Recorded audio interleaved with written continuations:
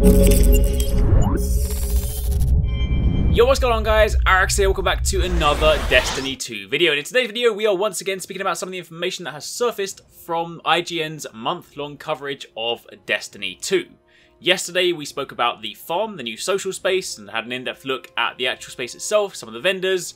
So if you guys haven't seen that, I will link it down below. But in today's video, the focus piece itself was on Bungie's vision for Destiny 2, things they hope to achieve. However, in the video itself, there was some gameplay of a brand new exotic, some really cool locations, mentions of activities that'll include locked loadouts, of course a look at the Nessus map, loads and loads of cool things. So in this video I'm going to highlight the most important stuff. I will of course, as always, link the IGN video down below so you can watch it in its entirety. I definitely recommend checking it out because it's a really cool interview with Mark Noseworthy and Luke Smith, so some really cool things discussed there, so definitely do check it out. But this is the kind of top level summary. So if you do enjoy this, then a like would be super appreciated. Comment down below if you have any questions, but let's kick things off. Firstly, with this, I'm just going to start working through the video, speaking about the things as they occur. So the first thing is this. This is probably a brand new exotic. We've sort of come to the conclusion in the past that if a weapon looks a little bit too outlandish, a little bit too different, it's invariably an exotic. Now this one here looks pretty cool. It's either going to be, say, an auto rifle or a scout rifle, or it is entirely possible that it could be a sniper rifle, kind of akin to that of, say, the M1 Garand, so one of those sort of like old school style snipers. Either way, it's got this sort of frosted slash rusty sort of paint job to it. Looks pretty cool, but that is definitely a brand new weapon. It's also got this iron sight, so it almost kind of makes me think that it's like a weapon that could fit, say, alongside No Land Beyond in that sort of old school archetype. But either way, brand new gun, we haven't seen this before, but also I was kind of so focused at the beginning on the weapon that I completely disregarded the background. But my initial thought when I saw this was that it looks a little bit like the wreckage of the speaker's room, because there's that kind of central spinning chamber thing. However, speaking to Martin, aka Destiny Overwatch, he said that it could also be the similar location that is at the top of Felwinter Peak, and of course the kind of call-out point for that is the fact that there are icicles hanging from the sort of middle structure, and of course that does tend to make a little bit more sense, especially when you factor in the first mission. Almost half of the speaker's room gets destroyed, like completely and utterly destroyed. So it probably makes a lot more sense that this is, in actual fact, Felwinter Peak. So maybe that hints that there may well be a mission where we return to an area near there. Or it could just be that these are structures, or these are kind of like, you know, these sort of installations that are, you know, spread across the map, and maybe this is in a completely different location. But either way, it just looked a little bit familiar, so I thought I would bring that up. However, moving on from there, just a very quick one, but this is, of course, a look at some new ships. Now, the interesting thing here is that this has, or all four of these ships, in fact, have the Hunter snake icon on the top. They're, of course, all the same type ship, all with different color schemes. Now, this does make me wonder whether this was shown like this for a particular reason. Of course, in Destiny 1, we have had various different colorations of the exact same ship. So seeing four ships, exact same style in different colors, doesn't actually mean anything other than the fact that there are just multiple versions of the same one. However, it does make me wonder whether there may well be the option to kind of expand the shader system in Destiny 2. Maybe it can extend beyond guns, go to things like ships, maybe even sparrows. So if we could get a ship and then just kind of apply shaders to it, that could be really cool. But either way, until we actually get a look at the sort of second page, where you can of course equip all those different like extra items, we're not really going to know that for sure. So for the time being, just a new ship with a Hunter sigil on the back, or the top, should I say. Moving on from there, this is a look at what I'm going to assume, well, initially I think it is the European Dead Zone by the sort of trees and the kind of look around it.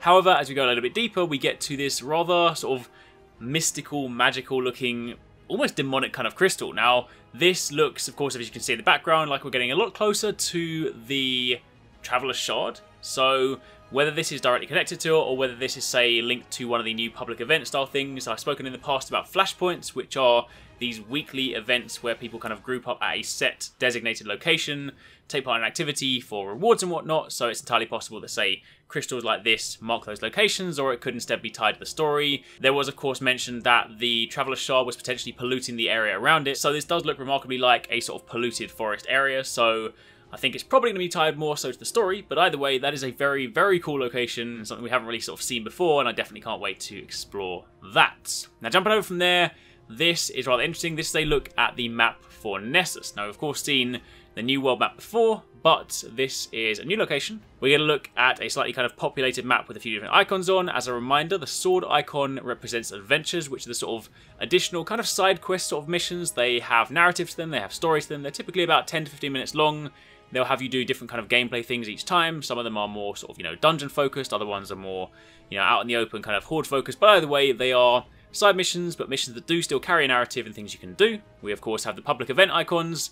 These do have timers as well. The icons over here that look like crosshairs, they appear to be treasure maps, and we actually get a look at one of them when you hover over it. The description for this one says, Nessa's treasure map, Arcadian Valley. It was like I was being called closer, like someone wanted my help. Then I get to this tower with a triangular doorway and go through. That's when it got really weird, Cade 6. So we know that treasure maps typically link to weapons, gear, potentially exotics, so they are definitely things that we're going to want to pursue. They are also somewhat linked to things like flashpoints, because they said, of course, completing flashpoints and taking part in them can also result in treasure keys, so they are definitely things we're going to want to pay attention to. Mark Noseworthy also said in the interview that the way the map is designed is that if you see an activity on the map, it means you haven't done it. So it's very kind of whack-a-mole in design, in that if you see it, you can just hit it straight away. So if you want to go and jump and do an adventure, you want to go and do a story mission, you want to go and do a public event, if it's on your map, it is there for you to do. Of course, over on the right, that kind of shield icon with the crown in, I'm going to assume that is a story mission, because that crown is typically, used to mark new or kind of activities you have yet to do. So that's probably that one. And also these downward pointing arrows. I've mentioned in the past that there are multiple landing zones on the map, because of course the maps are a lot bigger. So if you want to try and get to, say, a public event at the top of the map and you're at the bottom, you can actually fly between different locations. So the fact that they're sort of animated and they're kind of pulsating downwards makes me think they're probably different landing zones. The other cool thing as well is if we hover over the public event itself, you get to see the potential rewards. You also get to see the timer, so that's 3 minutes and 15 seconds until it begins. But the engram icons actually seem to have changed as well. They're kind of almost 3D. I kind of like them. They look like little mini sprites, but I do definitely think they look pretty cool. But of course, just list the potential rewards there. Similar thing happens if you jump over to one of the adventures. It says recommended power, and of course the stuff that you will get.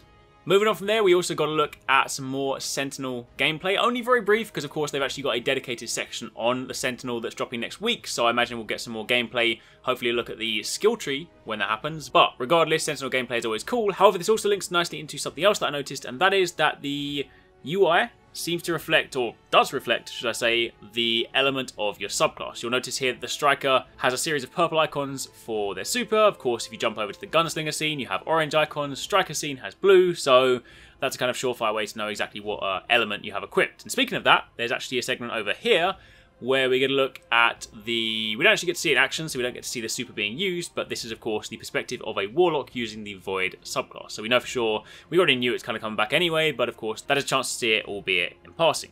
After that, something else I want to speak about, and this is something that Luke Smith mentioned, something I said at the very beginning of the video, and that is the notion of locked loadouts. He said there will be some activities, not all, but there will be some specific activities that will require you to specify your loadout before you begin, because the second you have started the activity, you will not be able to change your loadout. That means you can't swap weapons, you can't swap supers.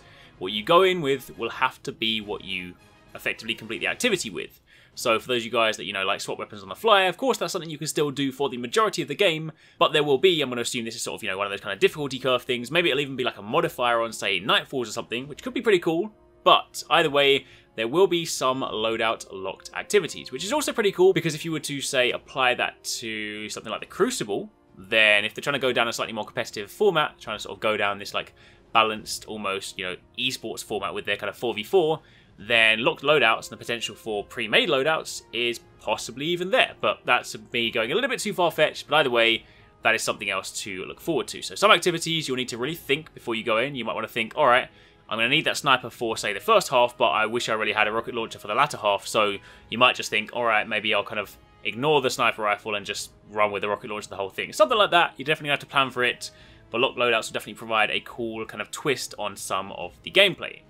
After that, there's of course this really cool location. I have absolutely no idea where this is, but it looks flippin' sweet. I definitely want to visit that place. That looks crazy. Of course, after that, there's just a few more snippets of gameplay. So that's pretty much it for today's video. The one thing that Luke Smith did say to sort of round it out is that Destiny 1, the one thing they feel that it was lacking was a real kind of justification for why we were doing what we were doing. Why am I actually grinding to get this gear? Why am I kind of trying to complete this raid to get this full raid gear? What am I actually doing it for? So they said in Destiny 2, they're really kind of working hard to try and make sure people have a purpose, or like understand their purpose for doing what they're doing. So again, something else to look forward to, but for the time being, that is pretty much it. That's sort of breakdown of some of the most important things from today's news. There is of course some more stuff dropping tomorrow, so do stay tuned. I'll have another Destiny 2 video tomorrow, and of course the coverage continues next week. So thank you very much for watching, take it easy, catch you next time, peace out.